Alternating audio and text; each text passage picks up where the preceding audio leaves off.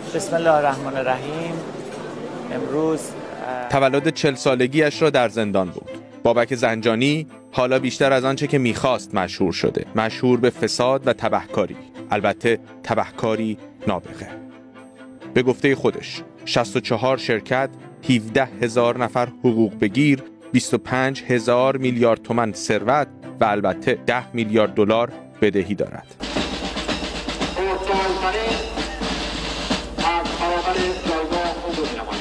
جنگ ایران و عراق که تمام شد، بابک زنجانی 16 ساله بود و از همین سن کار خودش رو در مغازه کوچکی در زیرگذر سبز میدان بازار تهران شروع میکنه. جواهرسازی و خرید و فروش طلا و سکه اولین شغل اوست. پس از گرفتن دیپلم به سربازی میره و به عنوان راننده در بانک مرکزی مأمور به خدمت میشه. همزمان کار خودش رو در سبز میدان به بازار ارز گسترش میده و با استفاده از ارتباطاتی که در بانک مرکزی برقرار میکنه، یکی از عوامل توزیع ارز با قیمت رسمی در بازار تهران میشه. سالهایی که بازار ارز پر از نوسان و مه‌آلوده و این گونه سرمایه او هم زیاد میشه. با ثبات نرخ ارز و کاهش سفته‌بازی بازار در سال 73، بابک که اینک جوانی 20 ساله شده مشغول واردات و صادرات میشه. دفتری در میرداماد میخره و همه سرمایه خودش که 800 میلیون تومان شده در صادرات سالامبور و پوست گوسفند سرمایه گذاری میکنه. کارگاهی حوالی ورامین اجاره میکنه و پوست خام رو بعد از دباغی به ترکیه صادر میکنه. بعد از 3 سال، یعنی در سال 76، ثروت او به 4 میلیارد تومان میرسه. اما در این سال ترک‌ها دیگه مانند قبل خریدار پوست نیستن و فروش زنجانی کم میشه. بابک جوان ورشکست و چک‌های او برگشت میخوره. بابت چک‌های بی‌محل از 22 تا 24 سالگی رو در زندان قصر میگذرونه. در دوران زندان یک کتاب خودآموز ترکی مینویسه و فروشگاه زندان رو هم اداره میکنه. بعد از آزادی از زندان به صورت قاچاقی به ترکیه میره. در اونجا طلب‌های قدیمی رو از مشتریان سابق وصول میکنه و به ایران میفرسته. در راه برگشت دوباره بازداشت میشه، ولی بعد از چند روز با پرداخت جریمه آزاد میشه. دوباره به کسب و کار صادرات پوست برمیگرده، اما این بار بخش مهمی از دارایی‌هاش رو به ترکیه میبره و مقیم استانبول میشه. بابک که جوانی 25 ساله شده تصمیم میگیره همزمان با حضور در ترکیه تجارت خودش در ایران رو هم توسعه بده. ابتدا شرکت سورینت رو برای همان فعالیت قدیمی تجارت پوست و سالامبور ثبت میکنه و به عنوان صادرکننده نمونه از دستان هاشمی رفسنجانی و محمد خاتمی لوح تقدیر میگیره. در فاصله سالهای 80 تا 90 خورشیدی با گسترش فعالیت‌های خودش در کشورهای اطراف ایران از یک ثروتمند تهرانی به یک سرمایه‌دار منطقه‌ای بدل میشه. در ترکیه که محل اقامت اصلی اوست، بخشی از سهام یک خط هوایی رو میخره و با تأسیس شرکت‌های نظیر کنت بیلدینگ، محصولات بهداشتی کنت الکترونیکس و کنت آلومینیوم، امپراتوری خودش در ترکیه رو گسترش میده. امارات دیگر محل فعالیت زنجانی است. با سرمایه 5 میلیون دلار مؤسسه مالی اعتباری SCT بانکرز رو در امارات تأسیس میکنه و وارد حوزه بانکداری میشه. کارخونه سنگ، مصالح ساختمانی مویز، دیگر شرکت‌های او در دبی هستند. بابک زنجانی وارد بازار بکر تاجیکستان هم میشه. ابتدا بخشی از سهام بانک ارزش رو در این کشور میخره و سپس بانک کنت رو با سرمایه 20 میلیون دلار تأسیس میکنه. همچنین شرکت‌های حمل و نقل و پایانه‌های مسافری و باری رو هم در دوشنبه راه اندازی میکنه. مقصد دیگر سرمایه‌گذاری‌های زنجانی خارج از منطقه و در مالزی است. بانکداری، فروش نفت و تأسیس ایرلاین از مهمترین فعالیت‌های او در این کشور هستند، به طوری که 60% سهام FIIB رو 165 میلیون دلار می‌خره. حالا این میلیاردر بین‌المللی به فکر فعالیت‌های بیشتر در داخل ایرانه. جزایر کیش و قشم 2 پایگاه اصلی سرمایه‌گذاری‌های او هستند. با کارخونه لوازم آرایش سورینت کیش شروع میکنه.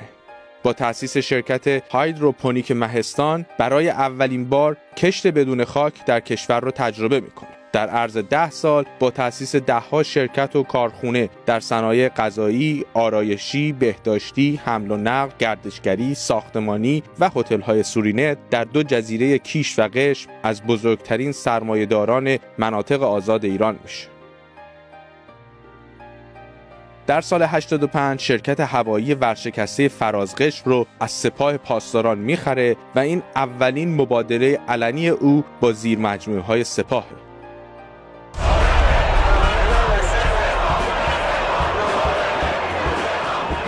عجیب اون که در اوج موفقیت تجاری زنجانی در سال 88 و در اوج اعتراضها به نتایج انتخابات برای 3مین بار به زندان میره. خودش میگه به دلیل یک چک 20 میلیارد تومانی به زندان رفته، اما گزارش‌های غیررسمی حاکیه اختلاف مالی او با وزارت اطلاعات در واردات برخی تجهیزات ضد شورش دلیل بازداشت او از خرداد تا مرداد 88. بعد از آزادی دوباره مشغول به کار میشه و همچون تعدادی از ایرانیان بعد از ثروت زیاد وسوسه شهرت پیدا میکنه. طبیعیه که سینما و فوتبال مقصد او باشن. با استفاده از معافیت‌های مالیاتی ابتدا باشگاه راهن رو میخره و سپس تلاش میکنه پرسپولیس رو هم بخره که موفق نمیشه. همزمان با تأسیس 2 شرکت یاسین فیلم و سورینت فیلم به سرمایه گذاری در پروژه های سینمایی مشغول میشه و یک قرارداد تبلیغاتی 1 میلیارد تومانی هم با صدا و سیما میبنده. او ناصر ملک مطیعی رو برای اولین بار بعد از انقلاب دوباره جلوی دوربین سینما میاره.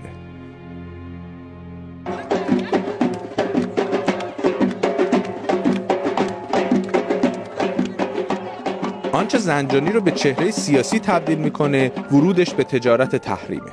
نخستین بار شرکت سرمایه‌گذاری قدیر متعلق به بانک صادرات از اون میخواد در دور زدن تحریم‌ها و انتقال پول به داخل ایران به اونها کمک کنه. زنجانی با استفاده از مؤسسه مالی خودش در امارات این خواسته رو اجابت میکنه. خبر این همکاری به سرعت در بین شرکت‌های دولتی میپیچه و همه برای دور زدن تحریم سراغ اون میان. به مرور زنجانی نگران میشه که مبادا رشد ناگهانی حجم مبادلات مؤسسه مالی او در امارات توجه بازرسان تحریم رو جلب کنه.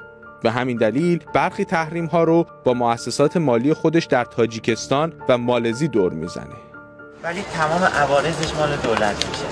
کالاها ارزون میافته دست مردم. ما از امارات میتونیم مستقیم میاد داخل اینجا، ولی هر شخص $100 $200. در این مقطع یکی از مهمترین مشتریهای او قرارگاه خاتم الانبیای سپاه پاسدارانه. در یکی از این همکاری‌ها قرارگاه از او میخواد 15 میلیارد دلار پول فروش نفت را از حساب خارجی یکی از شرکت‌های زیرمجموعه شرکت نفت به حساب قرارگاه منتقل کنه. این آغاز همکاری زنجانی با شرکت نفته. به ادعای خود زنجانی 17.5 میلیارد یورو درآمد نفت ایران رو از چین، هند، سنگاپور، مالزی و کره با دور زدن تحریم به داخل ایران منتقل کرده. در سال 90 وزارت نفت از زنجانی میخواد علاوه بر انتقال پول نفت در فروش نفت هم با دولت همکاری کنه. زنجانی شرکت اینترنشنال سیف اویل رو تأسیس میکنه و در فاصله 1 سال حدود 1 میلیارد و 200 میلیون یورو نفت تحویل میگیره و در بازارهای جهانی میفروشه.